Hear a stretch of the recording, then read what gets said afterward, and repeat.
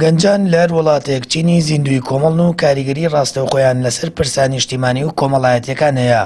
بە پێچەوانەوە لاو و گەنجانی کورد و ڕاینەمانی متمانە و هیوا بە نیشتیمانەکەیان خاکەکەیان بەجێ دێڵن و ئینتیمایان بۆی نەماوە. ئامادەی خەباتکەی لە پێناو نیشتیمانی خۆدا؟ نەخێر ئامادەنی. ئەم گەنجە دەڵێت ئامادە نییە بەرگری لە نیشتیمانەکەی بکات و خەبات لە پێناویدا بکات، چونکە دەسەڵاتی کوردی توێژی گەنجی فرامۆش کردو و نیشتیمانەکەشیان فرۆشتووە. وەکارێک سەرگەکەی گەڕێتەوە بۆ حکوومەت، چونکە هیچ ئومێدێکی بە گەنج نەبەخشیوە. ئێستا گەنج هیچ ئومێدێکی نەماوە، هیچ دڵی بە هیچ خۆش نییە، هیچ کار و پرۆژەیەکی نییە لە بەردەمیاکە بیکات. بێگومان ئێستاش زۆربەی گەنجان هیچ ئومێدێکیان بە خوێندن نەماوە. بیر کە کابرا کە خوێندن تەواوەکە خوێندکارە بیر لەوە کار کە دامەزری، بەڵام هیچ حکوومەت هیچ ئومێدێکی پێ نابەخشێ کە سبەینە لە شوێنێکا تاعین بێت یان دامەزری.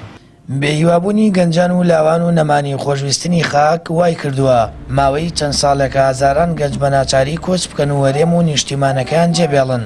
لەگەڵ ئەوەشدا نەبوونی یەلیکار و ناڕوونی ئایندەی کۆمەڵایەتی گەنجان و لاوانی کوردستانی هەندەی دیکە نیگەران کردووە. بە جۆرێک دوای چەندین ساڵ خوێندن بە بێکار دەمێننەوە.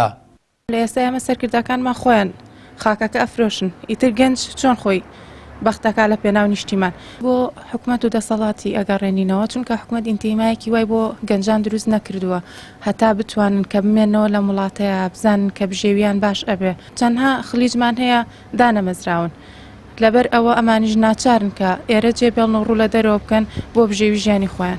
هۆکارێک لە هۆکارەکانی کە گەنج لەم ڕۆژەیە بێهیوا بۆ بریتە لە نەبوونی مادە لە کاتێک کە سیر ئەکات هیچ مادەیەک بوونی نییە لە گیرفانیا و پارەیەکی پێ نییە کە ئەچێتە بازاڕەکانەوە ئەبینێ شوێنێک نییە کە لی بحەسێتەوە و لێ ئیسراحەت بکە یا بچێ ئیشێک بدۆزێتەوە بیرەکاتەوە لە کۆچکردن. ئەمەش هۆکاری سەرەکی ئەم حکوومەتەیە کە وای کردووە ئەم گەنجانە ئاوا پشتگوێ بخرێن.